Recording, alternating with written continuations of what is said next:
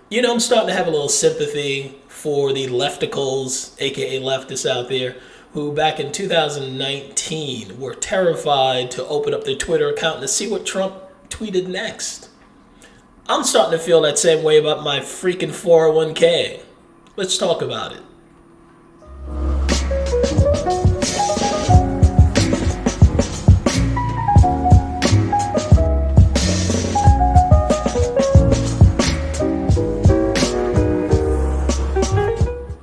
Hello, everyone. This is Keith, and welcome to the Ghetto Sapien channel.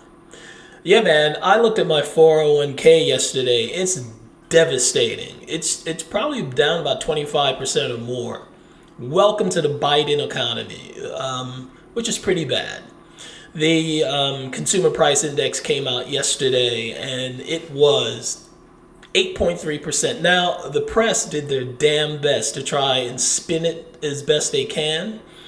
If you looked at, well, I'll say, when I did a search for the latest inflation numbers, I noticed almost all the headlines were like, it's dropped. Inflation numbers has dipped. They've dropped. It's lower than before. It's decreasing. This is a sign. Is this a sign that inflation's going away? Okay. And then when you just look past the headlines, as usual, just go dig a little beyond what they show up front. You saw that the CPI numbers, Consumer Price Index, was 8.3. That's 0.2% less than it was in March. So 8.3, it was 8.5.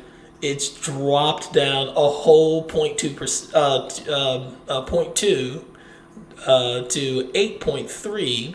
But they don't tell you that the economists predicted it was going to be 8.1. So it's really up, more than expected. But you got to read beyond the headlines to capture that information. The difference between an 8.5%, which is a record high, and an 8.3% is like if someone's choking you with all 10 fingers and they decide to lift up their pinky fingers. So just two less fingers throttling the life out of you. That's how you can tell the difference. This economy is starting to remind me of what it was like under Obama.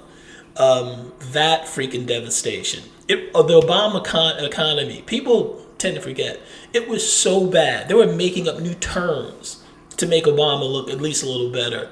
There was the term underemployment, which I guess it sounds good that you were employed, but you were underemployed, meaning your skills far out surpassed your wages. Like you were... you had your baccalaureate degree and you were working at Walmart as a greeter. Underemployed, that's the first time I heard that term. Another doozy was jobs created or saved. Created or saved. I've never heard them talk about saved jobs. How the hell can you measure a saved job? How do you know a job wouldn't be there if you didn't do something? If the President Obama didn't do something at the time that they couldn't quantify. It's just a term they threw out there to make the numbers look better. Presidents don't really create jobs anyway. The economy does. The president can create an environment that allows jobs to be created more easily, but they're not really creating the jobs themselves. But they damn sure ain't saving jobs. There's no way to quantify that.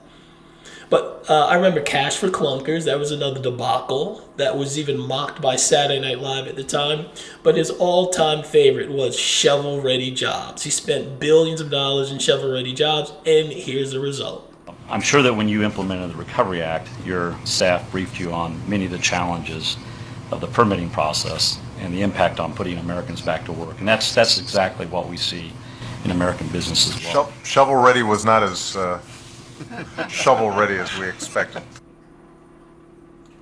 That's not funny at all. I find humor in just about anything, but not when people are losing your jobs. And to hear the president, who supposedly is concerned about you, just kind of laugh it off. Those are billions of dollars that were spent in freaking shovel-ready jobs.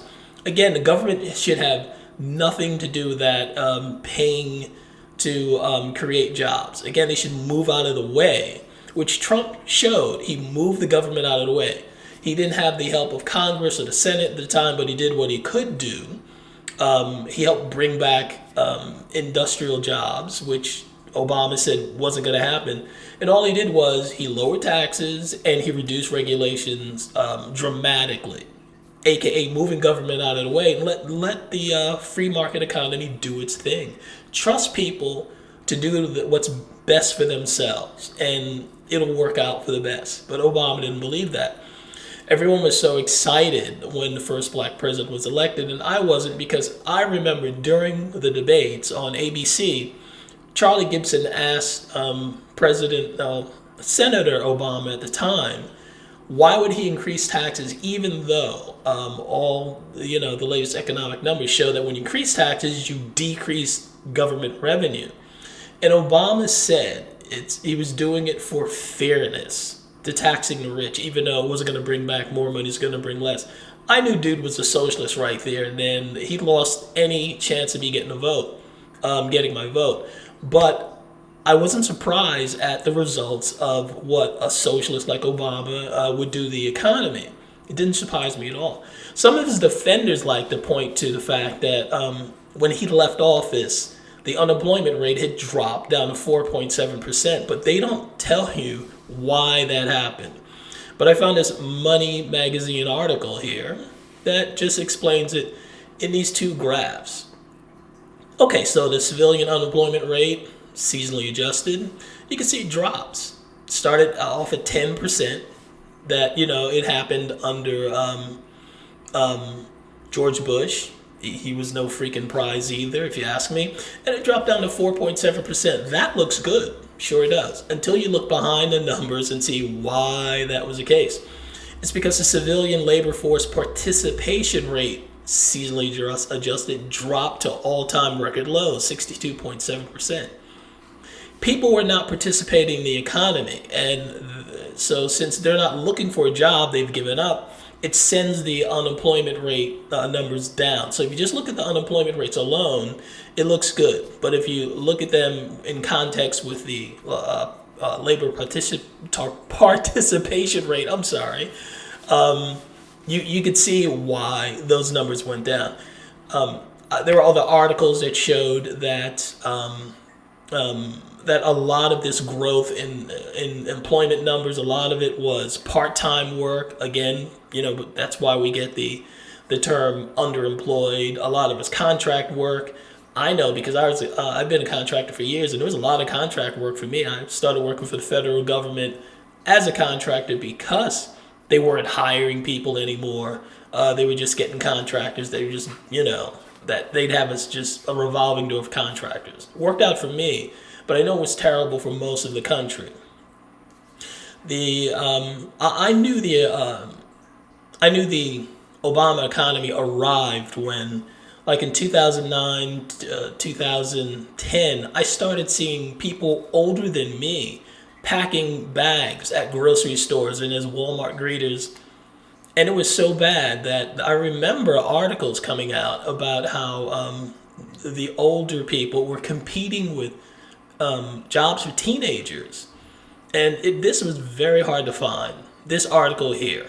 Because when I went to CNN's own website, and you can see it's right here, the link, you can't get there. The article never comes up. CNN blocked it somehow because it's embarrassing for Democrats, basically.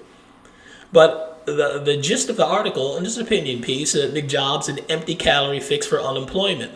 Again, we had a lot of part-time and fast food jobs, but the jobs where people can support their family were not there.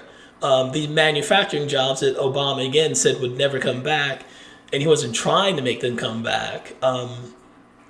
They just those are the things that people normally build families, working in factories and things like that.